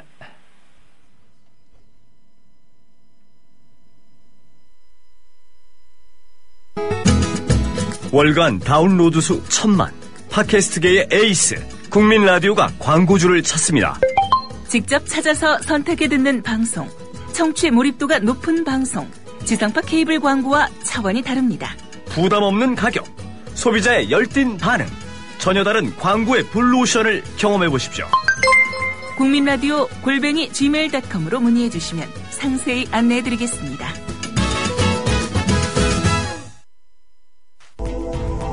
정치평론가 이강윤이 함께하는 국민라디오 이강윤의 오늘.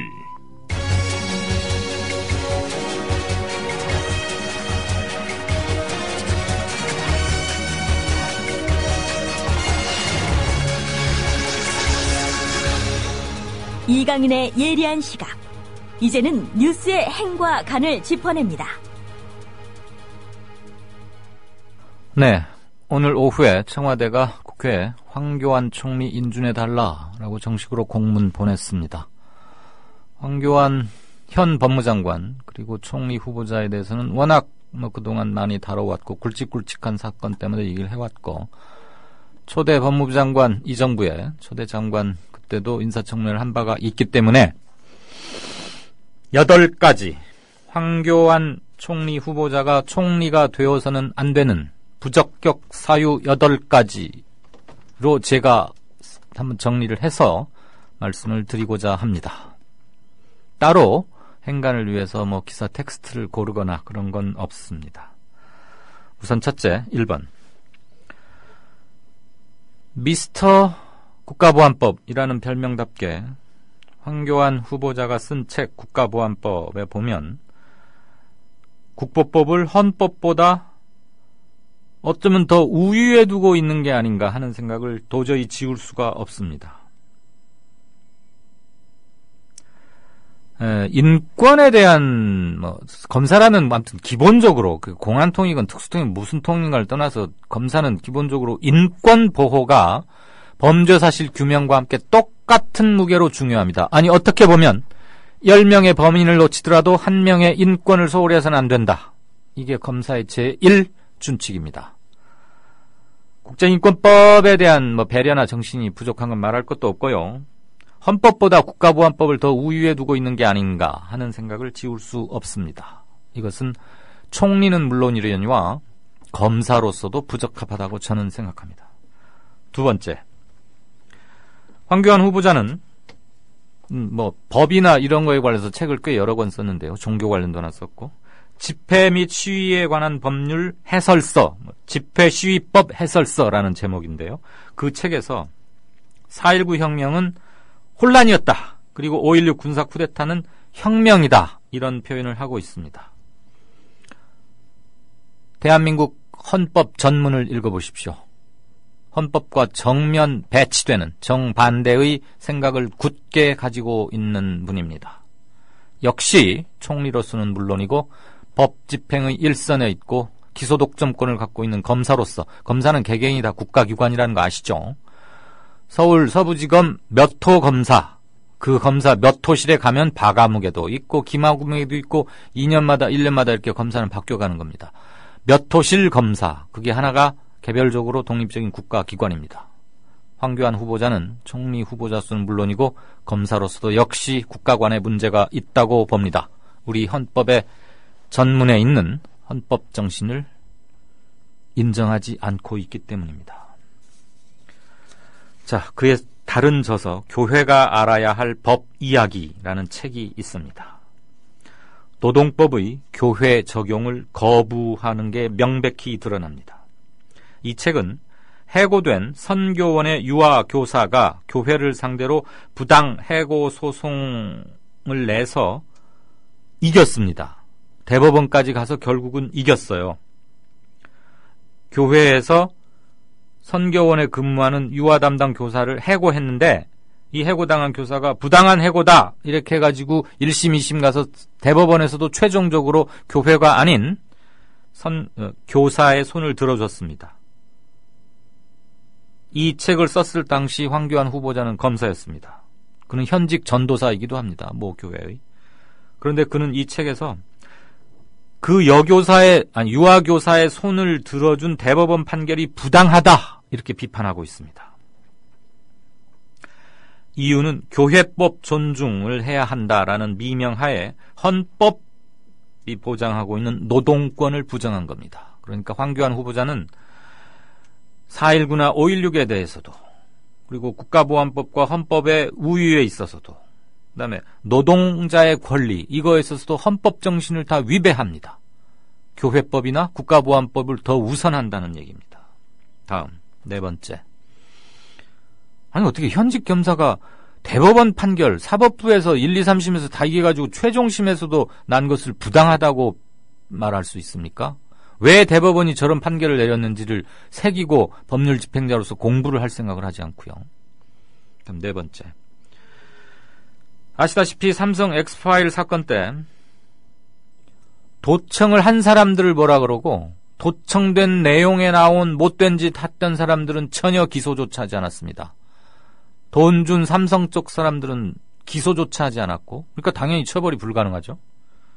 그것을 폭로한 노회찬 당시 의원, 이상호 기자, 그다음에 월간조선의 누구였더라? 김연광 기자인가 있었을 겁니다. 두 사람 기소했습니다. 처벌받았습니다. 뭐가 옳습니까? 도둑은 놔두고 도둑 신고한 사람 불러다가 혼냈습니다. 이런 경우 여러 번 봤죠. 이거 역시 올바른 검찰의 법 집행 아닙니다. 다섯 번째. 국정원의 대선 개입 범죄에 대한 공직선거법 위반 적용을 황교안 법무부 장관 자격으로 방해하고 수사를 지휘했습니다. 법리 검토라는 이유로 원세훈 피의자에 대한 선거법 적용과 공직자선거법 위반이죠. 구속영장 청구도 막았습니다. 그래서 검찰총장하고 끝내 힘겨루기 하다가 윤석열 팀장 그렇게 되는 거 보셨죠? 국회에서 폭로하고 떠났고 징계받고 다 그런 거 했습니다. 그건 황교안 법무장관이 작년에 한 일입니다. 여섯 번째. 아까 말씀드렸다시피 황교안 후보자는 전도사 자격이 있고 실제 지금 전도사로도 활동하고 있는 독실한 기독교 신자입니다. 독실한 것 물론 좋습니다. 한 인간의 종교에 대해서 왈가왈부할 생각 전혀 없습니다. 그런데 황교안 법무장관 이런 말 합니다.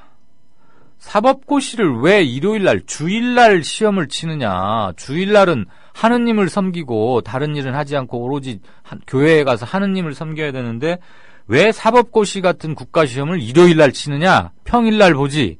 이렇게 말했습니다. 말이 됩니까? 그러면 이 나라에는 기독교 신자들만 사는 겁니까? 평일날 생업에 종사하는 사람은 그럼 시험을 언제 보란 말입니까? 기독교 아닌 사람들까지도 왜 기독교에서 주일로 치는 그걸 섬겨야 합니까? 이분 눈에는 오로지 기독교밖에 없는 겁니다. 특정 종교에 대한 편향 정도가 아니고요. 국가 운영의 근본과 자신이 신봉하는 종교적 신념을 혼동하고 있는 겁니다. 제 생각에 이분은 총리는커녕 공무원으로서의 자격도 없습니다. 왜? 국가 운영의 근본과 종교적 신념을 혼동하는 사람한테 어떻게 공직 담임의 자격을 부여할 수 있겠습니까? 일곱 번째, 감사원장 후보 정동기 씨라고 있었습니다. 기억하실 겁니다. 이름이 까리하신 분은 검색해 보시죠. 월 1억씩 7달 받았습니다. 7억 원 로펌에서. 그래서 고액급여다. 결국 낙마했습니다. 황교안 씨도 부산 고검장 마치고 옷 벗은 다음에 월 1억 원씩 16개월 동안 16억 원 받았습니다. 누구는 되고 누구는 안 됩니까?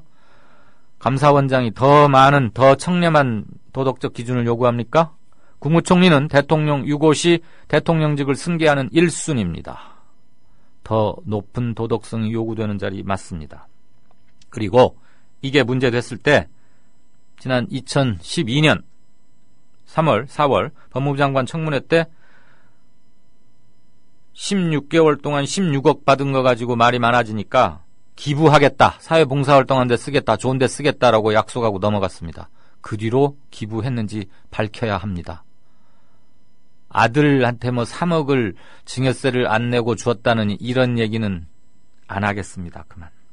다음 8번째. 군 안 갔습니다. 병명은 여러분도 아시다시피 담마진이라고 합니다. 생소하시죠? 말하자면 심한 두드러기랍니다. 낮에는 물론이고 밤에도 너무 가려워서 긁다가 잠을 못 이룰 정도의 극심한 고통에 시달린다고 합니다.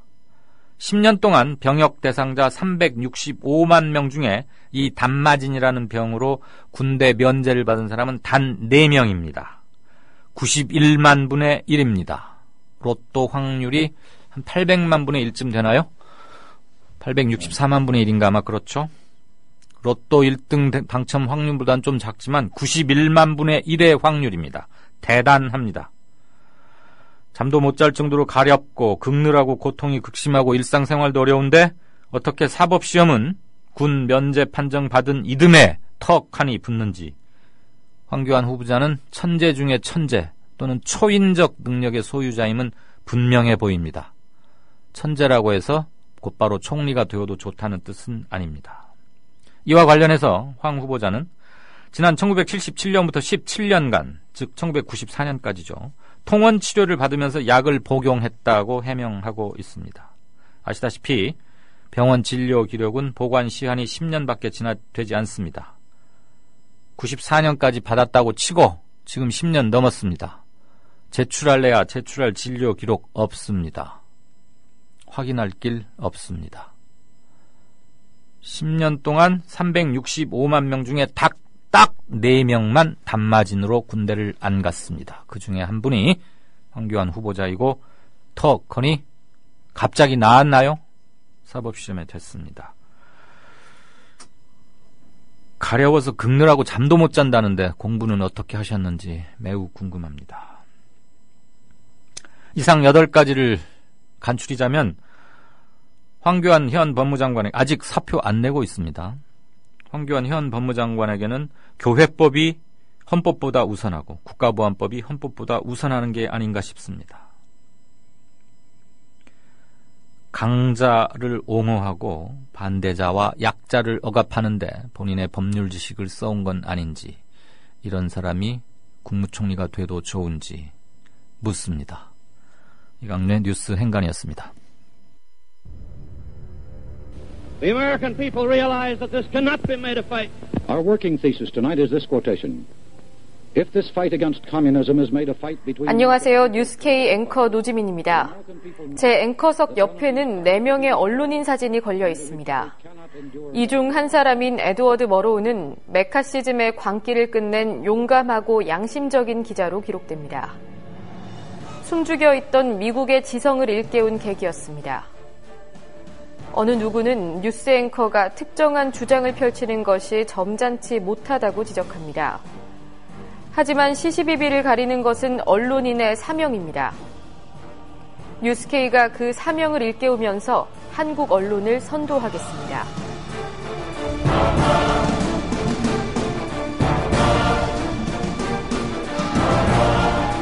공정보도라는 미명에 몸을 숨긴 기계적 중립. 품위 품격이란 미명의 존재를 감춘 엘리트주의. 뉴스K는 하나하나 혁파해 가고 있습니다. 오늘 저녁 7시 당신의 진실한 전달자 뉴스K, 많은 시청 바랍니다.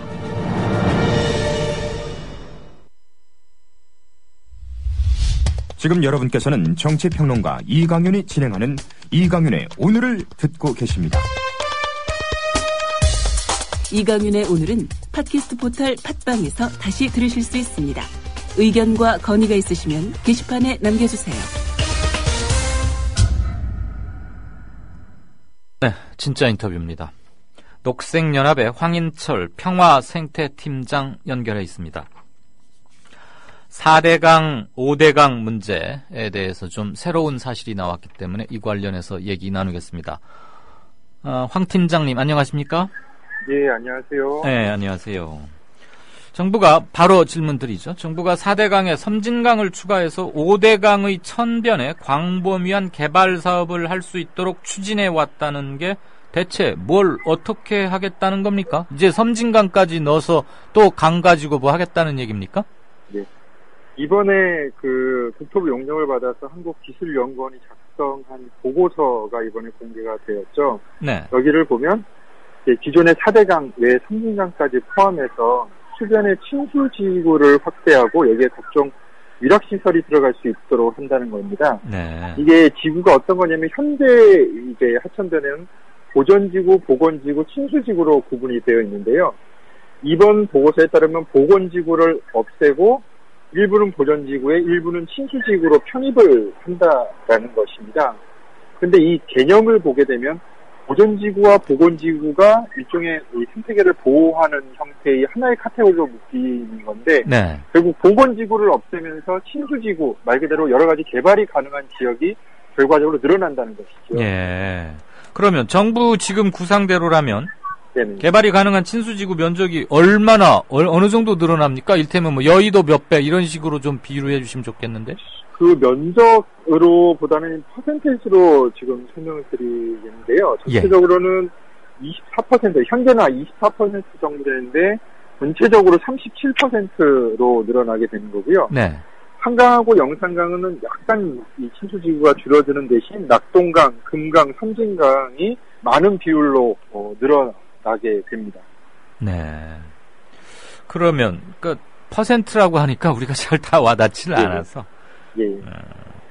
그러면 그 면적 정확한 수치는 제가 지금 지금은 기억이 좀... 네, 알겠습니다. 어려웠어요. 예. 그럼 이제 우리가 그냥 이해하기 쉽게 얘기하자면 예. 이제 강변 뭐 개발 이런 거 하면 이제 우리는 습지나 모래톱 이제 이런 걸 생각하게 되고 생태계나 먹이 사슬 구조, 그다음에 친환경성 이런 걸 생각하면 당연히 그런 것들은 보존이 되어야 된다 이런 정도로 알고 있는데 습지나 모래톱 뭐 이런 것들이 많이 훼손될 수 있다 이런 얘기지요. 그러니까 쉽게 말하자면 그런 거죠. 이제 하천 둔치에 보면 이제 습지나 모래톱들이 있죠. 이거는 이제 전체적인 국토 생태축으로서 굉장히 중요한 역할을 하는데 이미 4대강 사업으로 많은 부분이 훼손이 되었습니다. 아시다시피 그 감소한 면적이 강에 따라 약 30에서 50%까지 훼손이 됐는데 여기에 침수지구를 늘려서 각종 시설을 도입한다면은 그 훼손은 오히려 더 늘어날 수밖에 없죠. 그래서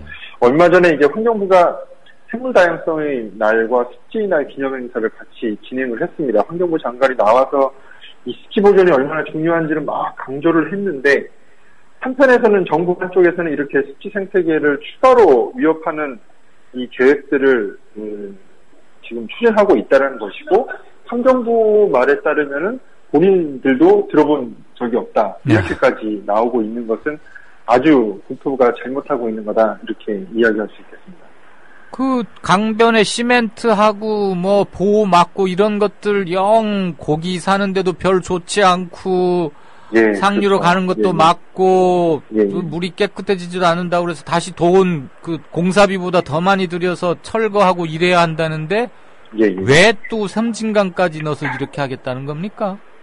한마디로 4대강 사업 이후 우리나라 하천 관리 패러다임 자체가 완전히 망가지고 이 전체적인 세계적인 흐름을 거스르는 결과가 나온 것이죠. 그래서 이 기존에는 이미 아까 말씀하신 것처럼 기존의 어떤 구조물이나 인공적인 시설물, 댐, 보호 이런 것들을 가급적이면 줄이고 자연형의 생태하천으로 복원하는 것이 이 전체적인 방향이었는데 4대강 사업 이후 이런 방향들을 완전히 무시하면서 각종 강을 개발의 어떤 대상으로만 바라보는 시각들이 팽배해지고 있는 것입니다. 특히 이러한 배경에는 저희가 의구심을 갖는 거는 박근혜 정부의 관광 활성화 정책이 그 배경에 있지 않나라고 생각을 하고 있거든요.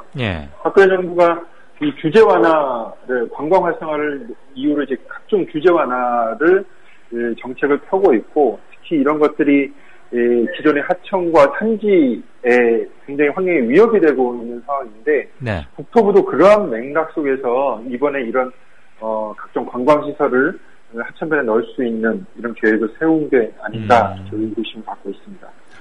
토목공사 좋아하던 이명박 정부 시절에는 뭐 대통령이 워낙 그런다고 하니까 할 수 없이 했다고 따라서 한 거라고 그냥 믿어주려고 했더니 관료들이 꼭 그런 것만은 아니군요. 대통령이 바뀌었는데도 계속 시멘트의 강변 개발 이런 거 하려고 하네요. 그러니까 버전을 바꿔서 하는 거겠죠. 이명박 버전업. 정부 네. 때는 이명박 대통령이 요구했던 그런 댐을 짓고 준설을 하고 이러는 것이었다면 지금은 대통령이나 정부 기조와 관광의 이름, 사실은 관광을 이름으로 한 또 다른 개발 사업인데 이 기조에 맞춰서 이런 정책들이 나오는 거고, 사실 국토부는 이 끊임없는 이런 사업들을 만들어야지만 자기 존재 가치가 입증하니까 또 자기 조직을 유지할 수가 있기 때문에 아마도 더 이상 이제 대형 SOC 사업 같은 것들이 어려워진 상황에서 이런 식으로 방향을 틀면서 본인들의 이 소위 새로운 먹잇감을 계속 찾는 것이 아닌가 이렇게 생각을 합니다. 시멘트로 고수부지 쳐 바르면 관광이 많이 된답니까? 글쎄요, 지금 나온 계획상에서는 농구장, 테니스장, 낚시터 같은 이런 기본적인 체육시설 외에도 골프장, 사격장, 경량 항공기 이착륙장, 자동차 경주장, 박물관, 선착장 등등 거의 주거시설 외에는 모든 시설이 허용되는 쪽으로 이제 계획이 나오고 있는데 사실 예전에는 이런 고정시설물들은 국토부에서도 홍수시 관리가 굉장히 어렵기 때문에 그렇게 제한적으로만 허용했던 시설이거든요. 그리고 이미 사대강 사업으로 이런 일부 지역에서 이런 시설들이 들어왔는데 이용객도 없어서 방치된 상황이고요. 그러다 보니 이제 유지관리로 계속 예산만 낭비되는 상황이죠. 그런데 또다시 이런 것들을 확대하겠다라는 것은 기존 사대강 사업에 대한 아무런 반성이나 평가가 없다라는 문제점을 드러내고 있습니다. 알겠습니다. 그런데 이렇게 돈 많이 들여서 뭐 해놨다가 큰 물 한번 지면은 막 웬만하면 다 잠기잖아요. 그 한강변에도 이렇게 농구 골대가 잠겨가지고 루인만 겨우 보이고 하고 그런 것들이던데 왜 그렇게 한답니까? 비 좀 많이 오면 못 쓰는 거를? 그만큼 하천 유지, 이런 시설 유지를 위한 계속 비용이 들 수밖에 없고, 사실 작은 지자체에서는 이런 비용을 감당하기 사실 어려울 거예요. 그렇죠. 그렇다라고 하면 결국엔 중앙정부의 어떤 예산을 요청을 할 거고, 그것은 결국 또 국토부 예산으로 반영이 되면서, 자기 부처의 예산을 확대하는 효과도 가져오는 것을 노리는 것이 아닌가. 또 지자체는 지자체 나름대로 국가 중앙정부에서 뭔가 지원을 받음으로써 지역에 있는 정치인들이나 통원업자들은 결국 그것을 마다할 이유가 없게 된다는 것이죠. 알겠습니다. 우리 지금 황 팀장님 말씀 들어보니까 정부 차원에서 뭐 대통령이 세게 밀어붙이는 그때마다 저기도 있지만 기본적으로 국토부 관리들은 뭔가 일을 벌려야지 자기 존재 이유가 입증이 되니까 버전을 달리해가면서 하고 있다 그러셨는데 5시 48분에 주명 아빠라는 청취자분께서 올리신 거 보니까 저의 고향은 김제 백구라는 곳인데 만경강이 여기서 가까운가 봐요. 그렇죠. 김제평야니까 만경강이 있겠네요. 만경강변에다가도 무슨 공원을 만든다고 뭐 복잡한 모양입니다. 그런데 거기는 비가 많이 오면 바로 잠겨버리는 데래요. 그러면서 지금 익산국토청이 이제 거기 관할 지구처겠죠. 그렇죠. 전주천에서 마산천까지의 8km 구간, 약 20리를 생태공간으로 조성하는 뭐 하천 환경 정비 사업을 3월에 착공했다는데, 여기에도 500억쯤 들어간답니다. 그럼 지금 이거보다 훨씬 큰 5대강을 이렇게 하려면 또 어마어마한 돈 쳐들어가는데, 지금 저 4대강 이자도 못 갚고 뭐 1년에 1조씩 하고 있는데 이런 거는 그 정책 청원 운동 이런 거 펼쳐서 좀 중단하거나 유보시킬 수 없습니까?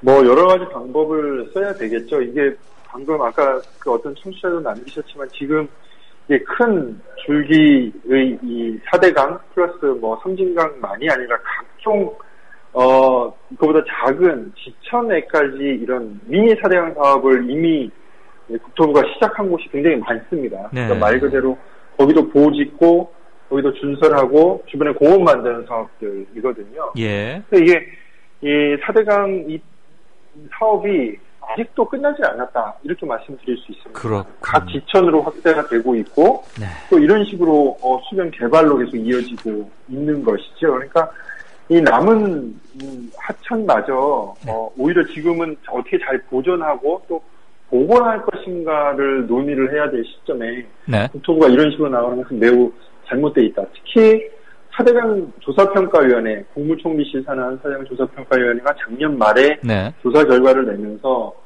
이 4대강 주변의 각종 레저 시설들이 이용률이 극히 낮고 네. 그리고 주변에 만든 공원들도 잘못됐다. 그러니 다시 평가해라. 네. 그래서 그 후속 조치로 지금 평가 작업을 환경부가 하고 있거든요. 아, 예. 기존에 있는 시설조차도 제대로 되어 있지 않아서 지금 평가를 다시 하고 있는데 이게 끝나기도 전에 국토부는 이런 식으로 자기들 마음대로 이렇게 아나무인격으로 추진하는 것 자체가 얼마나 문제가 있는지를 알 수가 있는 것이죠. 알겠습니다. 오늘 문제점이 무엇인지 명확히 일깨워준 인터뷰였습니다. 말씀 고맙습니다.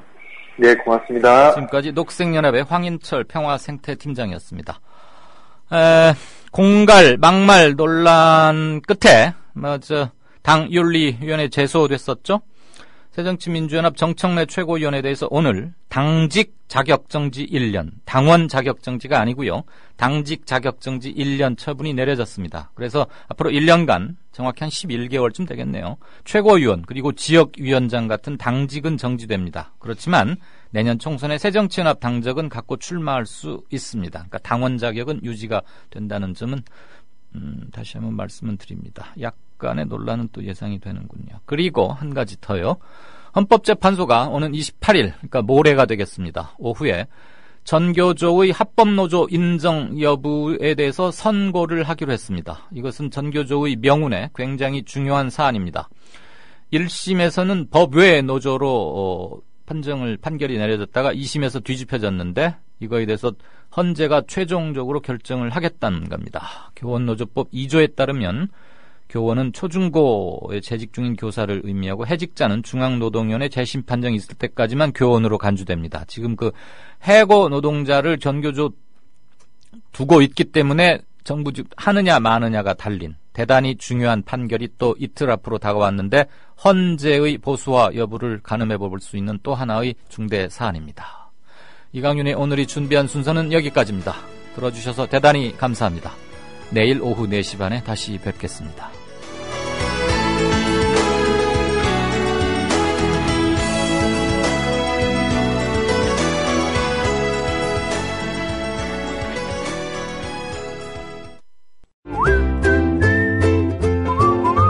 국민라디오 팟캐스트 응원하는 가장 쉬운 방법 아시나요? 다운로드하기, 별점 주기, 댓글 달기, 구독하기. 국민라디오 팟캐스트 널리 알리는 가장 쉬운 방법. 다운로드하기, 별점 주기, 댓글 달기, 구독하기. 기억하세요. 다운로드하기, 별점 주기, 댓글 달기, 구독하기.